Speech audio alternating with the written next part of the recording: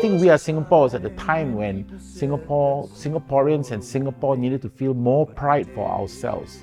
Because we just came out not too long ago from a situation where people around in other countries around us actually thought that we couldn't make it. So this song came in at the right time, and it was natural for everybody to feel proud about it. You know? I mean, the whole country got together and patriotism was slowly rising.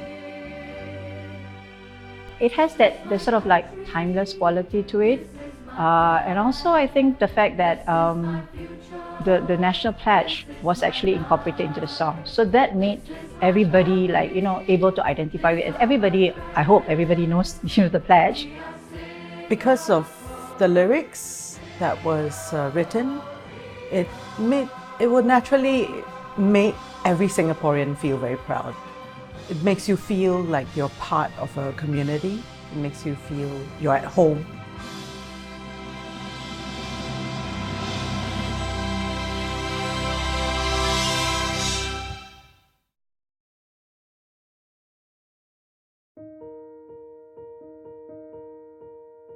There's a part for everyone was a start of instilling in the minds of people that you can play a part in this country. Stand Up for Singapore was a call for all of them. Please do stand up for Singapore. And the next message to them was, count on me, Singapore. Thereafter, we thought it'd be good for Singaporeans to come together and say who we are. And what do we have? What stake do we have in this country? So that's where We Are Singapore come in. And within which is an identification that this is my country, this is my flag, this is my friend. The motivation, of course, came from Lee Kuan Yew. His speech in 1966 to the school principals. Ultimately, the result that we want, and I'm sure you must want this, is to produce a community that feels together. Certain things, it responds together. This is my country, this is my flag, this is my president. This is my future. I'm going to protect it. That was what he said. So we get that speech, gave it to Hugh Harrison from Canada. This is your third song. And he wrote that in a beautiful song called We Are Singapore. And he built the pledge in it. For me, We Are Singapore required a lot of soul searching in a sense, because Richard Tan was talking about creating something anthemic. So I had to look deep into it, and obviously there was inspiration in the words of Lee Kuan Yew, the idea of the shared feelings. That's where the feeling of unity comes from, that you've always shared the same experience. So I was looking for some element, something that made people feel more bound to each other as Singaporeans. Hugh and I talked about, what happens if we were to try and put the pledge to music? Hugh said, yeah, I think it's possible. I said, but musically it's almost impossible because the pledge is not written like lyrics, and you would have to tweak in order for it to fall in the right place musically. And I said, but you cannot do that. The pledge is like the words of the national anthem, is sacred. You can't change anything. We managed to cross the hurdle and bring it to the National Day Parade, and everybody sang, including PM Lee Kuan Yew and the rest of the cabinet. They sang the pledge. To me, the pledge had a natural rhythm. It doesn't have built-in rhymes necessarily, but then a lot of things don't. We Are the World doesn't have a rhyme scheme in it either. But you just follow the words, you follow the rhythm, it builds and it builds and it builds towards a chorus. And that's how I started with the pledge, as a bridge, a transition from what they had been singing to what they were going to sing, which is to be We Are Singapore at the end. It really was a melodic transition from one to the other. I think I must say, when I first started singing it, it didn't get the whole essence of it, didn't really get to me until I sang a few times, right? And it sort of grows on you, this song. And then the fact that it talks about, the difference that it talks about how, Singapore used to be struggling, but now we are progressing as a nation and stuff like that. So it gives you that positive, feel-good feeling. So I think that's what makes it, I suppose, different. So we came at a time where it was right to push patriotic songs. It was a time where people felt that we needed to come together and they needed to feel what the country is about. And so all the symbolism in the songs and the lyrics, as written by Hugh Harrison, captured all of that and made that moment so much more grand.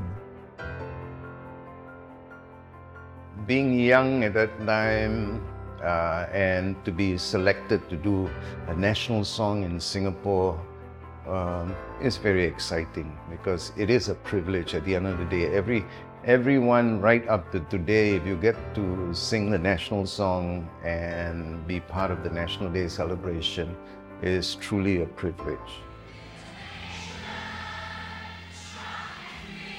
I felt very privileged to be part of that whole, the team, you know, with Robert and Roslinda and Jonathan, and to be selected in those days. To me, it was a big deal.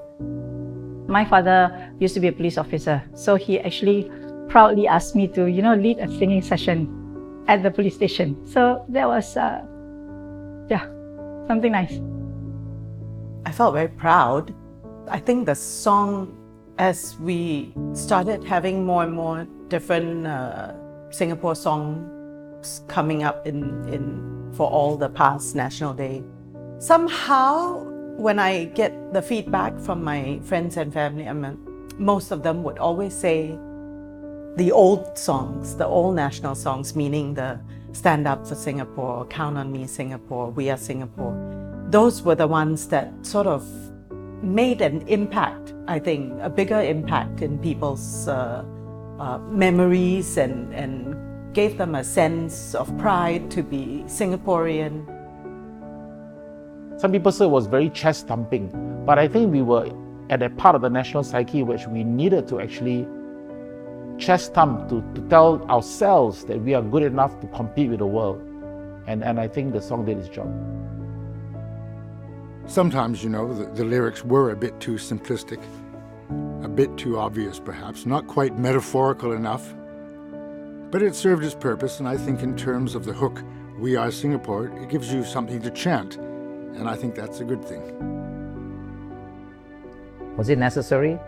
Could the nation have been built without these songs? Could people feel patriotic? I don't know. I think all effort can contribute towards it. As long as I'm with my friends and fellow Singaporeans, that song will still hold, because we are Singaporeans. This is what we all grew up with. This is home, so we are Singaporeans. I think that was what the song was trying to evoke, the feelings of true national pride, So I always believe that a nation who sings together stays together.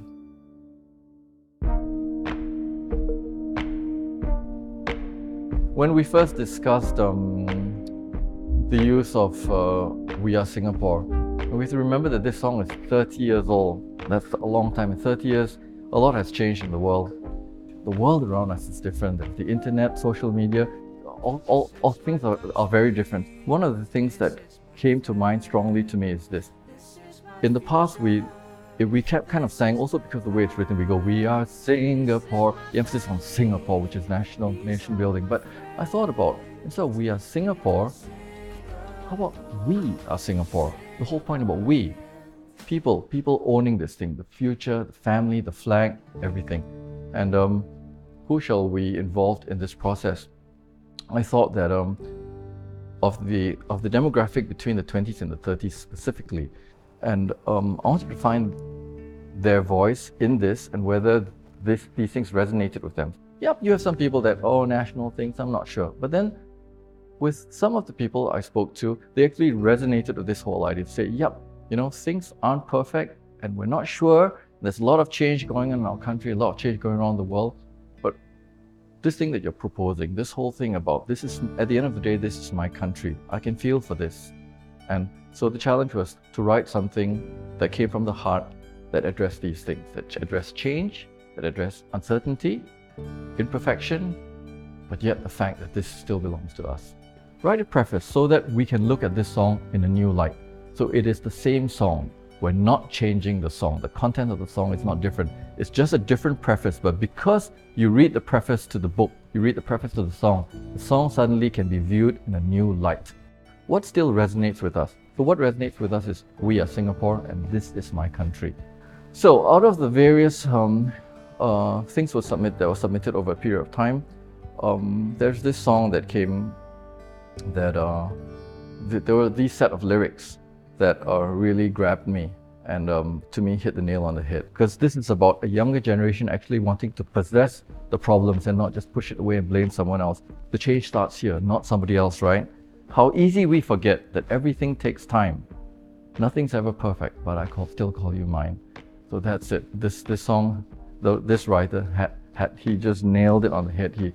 And this is from his heart. This is Charlie Lim. Yeah, I got the call from Dr. Sid, to kind of write an intro / preface for We Are Singapore, and yeah, in a way, I felt like this was even harder than writing a song from scratch, because you're adding a new part onto something that's already so embedded in like the Singaporean consciousness, right? Like this is such an old, familiar song, that everybody knows already. So yeah, it was a bit daunting, taking on this task. I think the question that we can ask and the brief that Dr. Sid gave me was very relevant, I think, to what we are going through. I didn't even know if I was going to sing this tune. I was just asked to write it. So yeah, I did the demo vocal right here in my bedroom, and that track is actually going on the song. So that's quite a surprise, but I'm glad they liked it. So yeah, it's a big honor to be part of this.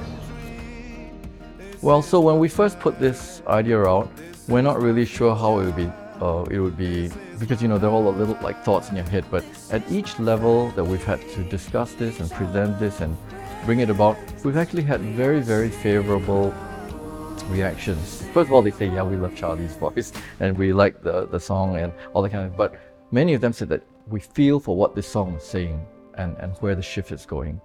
So I'm hopeful. I hope that Singaporeans will be moved, challenged, touched by this song, and love our country more. And I was very delighted when I heard that the NDP Exco wanted to use this song, because this is a time where globalization has somehow impacted on our people's psyche. When Sydney presented the bridge to the current era, I think he analyzed it correctly, that 30 years ago the ethos was different, the feeling was different. People were coming out of the newly independent country trying to find themselves as to who they are, what they are. But they have found themselves, although now a bit of questioning as to what's happening with all the globalization affecting us. But they are modern, people are having greater outlook, they've seen the world out there, they've traveled a lot more. The whole point of the tune, and I guess the sentiment is let's not look at things through rose-tinted glasses. Let's not deny that people are unhappy about certain things. At the same time, I don't think being empathetic is the answer. So it's really about taking ownership. To quote the lines, being that change that you want to see. So if people resonate with that, if it inspires them or encourages them, then my job is done. So I really hope that message gets that comes across well. I don't think that we should ever go into creating or writing with a viewpoint to trying to please an audience, or I think it's to write from the heart, from the point of view of what you see and perceive in life and culture around you, then it's true. It's an honor that Singaporeans would take We Are Singapore and want to keep it alive keep it part of the future by modernizing the introductory verses and making that relevant to the younger people, so they too can continue to share in that common mantra of we are Singapore and Singapore is us. We are Singapore. We are Singaporeans. And I'm glad to see that it's modernized, and I hope to continue to see it being relevant to Singapore and its people, because Singapore is its people. It was something that is needed in this time to bring the old spirit back. You cannot just take the We Are Singapore and then hope that people will embrace it and feel for it, especially younger generation. So the modern bridge towards it will make this work. I'm very confident of it. But you know, when Home came about 20 years ago, and words like when I'm feeling low, it was like, how can you have a song like that? But now when we're putting out a song 30 years later, a song with lyrics that talks about uncertainty and imperfection, we're not getting a reaction that says, hey, you cannot have a national song like that. So that's good. And additionally to that, the progression from the 30 years ago when the voice and what the songs were saying were commissioned from an official level, progressing to Home, when Dick is saying, this is home truly, it's the voice of the son of the soil. And here when Charlie's talking, it's not perfect, but I still call you mine. It is the voice of the son of the soil. This is important. This is the voice of people. And you know, that progression to me is a sign of the maturing of a nation, and hopefully, you know, it's a good thing.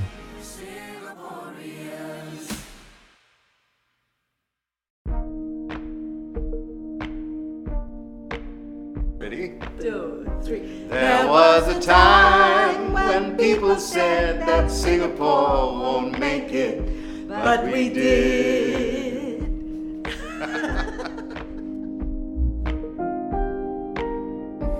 We are Singapore, we are Singapore. We would stand together, hear the lion roar. We are Singapore, we are Singapore. We're a nation strong and free forevermore. This is my country, this is my flag, This is my future. this is my life. These are my family, these are my friends. We are Singapore, Singaporeans. We are Singapore, Singaporeans. Well, you remembered it.